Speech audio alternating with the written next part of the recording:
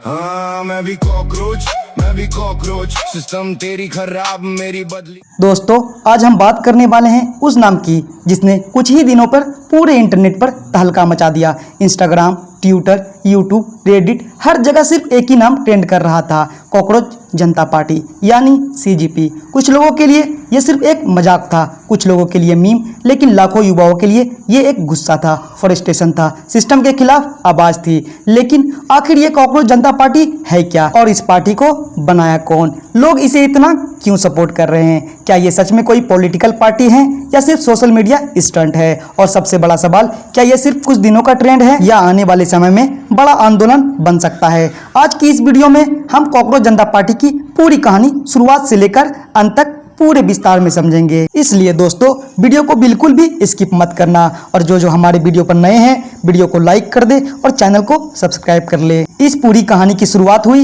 एक कंट्रोवर्शियल बयान से। सोशल मीडिया पर खबर तेजी से वायरल हुई कि भारत के एक बड़े जज ने बेरोजगार युवाओं एक्टिविस्ट को कॉकरोच और पैरासाइट जैसे शब्दों से कंपेयर किया। अब चाहे कंटेस्ट कुछ भी रहा हो, लेकिन इंटरनेट की दुनिया में बस एक शब्द वायरल हो गया, कॉकरोच। युवाओं को लगा कि उसकी परेशानियों का मजाक उड़ाया जा रहा है। आज का युवा पहले से ही कई समस्याओं से जूझ रहा है, जैसे बेरोजगारी, एग्जाम लीक, कंपटीशन, सरकारी नौकरियों की कमी, मेंटल प्रेशर, सिस्टम पर ट्रस्ट कम होना। और जब कॉकरोच वाला बयान सामने आया तो लोगों का गुस्सा इंटरनेट पर फूट पड़ा। लेकिन इस बार लोगों ने सिर्फ गुस्सा नहीं दिखाया, उन्होंने उस इंसल्ट को ही मीम और आंदोलन में बदल दिया। यहीं से जन्म हुआ कॉकरोच जनता पार्टी यानी सीजीपी की। इस मूवमेंट के पीछे जिस नाम की सबसे ज्यादा चर्चा हुई वो था अभिजीत दीप के। बताया जाता है कि उन्होंने पहले पॉलिटिकल सोशल मीडिया कैंपेन पर काम किया था। पब्लिक रिलेशन और ऑनलाइन एंगेजमेंट की अच्छी समझ होने के कारण उन्हें पता था कि इंटरनेट ऑडियंस को कैसे एंगेज करना है। उन्होंने एक सैटिरिकल पॉलिटिकल मूवमेंट शुरू किया। नाम रखा गया कॉकरोच जनता पार्टी यानी सीजीपी। नाम सुनते ही लोगों को क्यूरियोसिटी होने लगी, लोग सोचने लगे आखिर ये है क्या। फिर इंस्टाग्राम पेज बनाया गया, फनी स्लोगन आए, मीम्स आए और देखते ही देखते लाखों करोड़ों लोग इनसे जुड़ने लगे। अब सवाल ये आता है कि आखिर कुछ ही दिनों में ये मूवमेंट इतना वायरल कैसे हो गया? इसकी सबसे बड़ी वजह थी जेनजी इंटरनेट कल्चर। आज की जनरेशन ट्रेडिशनल पॉलिटिकल स्पीचेस कम और मीम ज्यादा कंज्यूम करती हैं। लोग सीरियस टॉपिक को भी सरकेजम और ह्यूमर के जरिए एक्सप्रेस करते हैं। सीजीपी ने बिल्कुल यही काम किया। उन्होंने बेरोजगारी, सिस्टम एग्जाम, करप्शन जैसे मुद्दों को फनी मीम और रिलेटेबल जोक्स में बदल दिया। एग्जाम्पल के लिए, अगर सिस्टम हमें कॉकरोच समझता है तो हम सबसे बड़े स्वर्ण बनेंगे। Unemployed but United, voice of lazy unemployed. ये स्लोगन मजाकिया भी थे और रिलेटेबल भी। लाखों युवाओं को लगा कि कोई पहली बार उनकी लैंग्वेज में बात कर रहा है। सीजीपी का सबसे बड़ा हथियार था social media. Instagram reels, meme pages, Twitter trends, Reddit discussion, हर जगह इसकी चर्चा होने लगी। लोग अपने बायो में प्राउड कॉकरोच लिखने लगे। मीम पेज ने मूवमेंट को बूस्ट किया। कुछ ही दिनों में लाखों करोड़ों फॉलोवर जुड़ गए। कई रिपोर्ट्स के मुताबिक इस पेज के बड़े पॉलिटिकल अकाउंट को भी फॉलोवर के मामले में पीछे छोड़ दिया। यही चीज इसे और ज्यादा वायरल बनाती है। इंटरनेट की दुनिया में जब कोई लोग देखते हैं कि कोई चीज तेजी से ग्रो कर रही है तो लोगों की क्यूरियोसिटी अपने आप बढ़ जाती है और वही हुआ। अब यहाँ से सबसे बड़ा कंफ्यूजन शुरू हुआ। कई लोगों को लगा कि ये सच में कोई नई पॉलिटिकल पार्टी है, लेकिन असल में शुरुआत में ये एक सैटिरिकल मूवमेंट था। मतलब इसका मकसद सीधा चुनाव लड़ना नहीं था, बल्कि युवाओं की फ्रस्ट्रेशन को इंटरनेट लैंग्वेज में दिखाना था। हालांकि मूवमेंट इतना बड़ा हो गया कि लोगों ने पूछना शुरू कर दिया, क्या ये फ्यूचर में रियल पॉलिटिकल पार्टी बन सकती है? कुछ सपोर्टर ने कहा कम से कम ये हमारी बात तो कर रही है, जबकि क्रिटिक्स बोले ये सिर्फ एक मीम ट्रेंड है। अब बात करते हैं उस चीज की जिसने लोगों को सबसे ज्यादा अट्रैक्ट किया, सीजीपी का मैनिफेस्टो। हालांकि ये पूरा मैनिफेस्टो सैटिरिकल अंदाज में लिखा गया था, लेकिन उसमें कई सीरियस बातें भी थी। जिस मुद्दे पर बात हुई उसमें शामिल थे बेरोजगारी, युवाओं के लिए जॉब्स और अपॉर्चुनिटी की कमी सबसे बड़ा मुद्दा बताया गया। दूसरे नंबर पे था education system, paper leaks, exam pressure, unfair competition पर सवाल उठाए गए। तीसरा था करप्शन, सिस्टम में ट्रांसपेरेंसी की मांग की गई। और चौथा यूथ रिप्रेजेंटेशन, कहा गया कि युवा सिर्फ वोट बैंक नहीं डिसीजन मेकर भी होने चाहिए। और पांचवा है freedom of expression, internet generation की आवाज दबाने के खिलाफ बातें की गई। यानी मजाक के पीछे असली फ्रस्ट्रेशन छिपी हुई थी। जब मूवमेंट वायरल हुआ तब एक नया ट्रेंड शुरू हुआ, मैं भी कॉकरोच। लोग रील्स बना रहे थे, मीम शेयर कर रहे थे और खुद प्राउडली कॉकरोच कह रहे थे। ये इंटरनेट रेविलियन जैसा बन गया।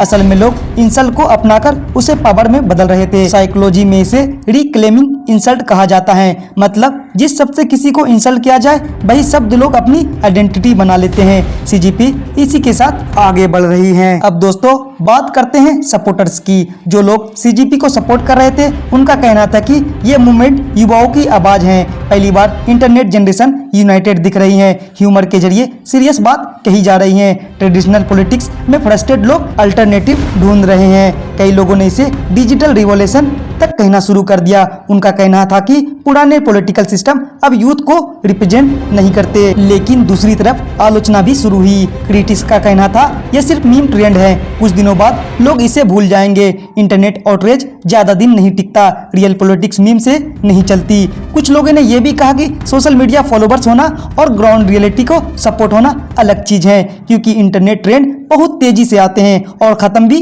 हो जाते हैं। रेडिट पर इस मूवमेंट को लेकर बहुत बड़ी डिबेट शुरू हुई। कुछ यूजर्स बोले ये जेन जी की असली फ्रस्ट्रेशन है, दूसरे बोले ये सिर्फ अटेंशन है। कुछ लोगों ने कहा कि अगर ये मूवमेंट लॉन्ग टर्म स्ट्रेटेजी अपनाए तो फ्यूचर में बड़ा बदलाव ला सकती है, जबकि कई लोगों ने इसे टेम्पोररी इंटरनेट स्टॉर्म कहा। लेकिन एक बात तो साफ थी, सीजीपी ने डिस्कशन शुरू करवा दिया और कई बार डिस्कशन सबसे बड़ी शुरुआत होती है। सीजीपी ने एक चीज तो साबित कर दी, आज के समय में मीम्स भी जोक नहीं रहे। अब मीम्स पॉलिटिकल कम्युनिकेशन का हिस्सा बन चुके हैं। पहले लोग स्पेसेस सुनते थे, अब लोग रील्स देखते हैं। पहले रैलीज होती थी, अब हैशटैग ट्रेंड होते हैं। और सीजीपी के इंटरनेट कल्चर को पूरी तरह यूज किया। यही वजह थी कि मूवमेंट इतनी तेजी से फैल गया। असल में सीजीपी की सबसे बड़ी ताकत थी रिलेटिबिलिटी। आज का युवा अक्सर फील करता है कि उसकी प्रॉब्लम्स कोई नहीं समझता। सिर्फ मोटिवेशन वीडियो से जिंदगी नहीं बदलती, कंपटीशन बहुत ज्यादा है। हार्ड वर्क के बाद भी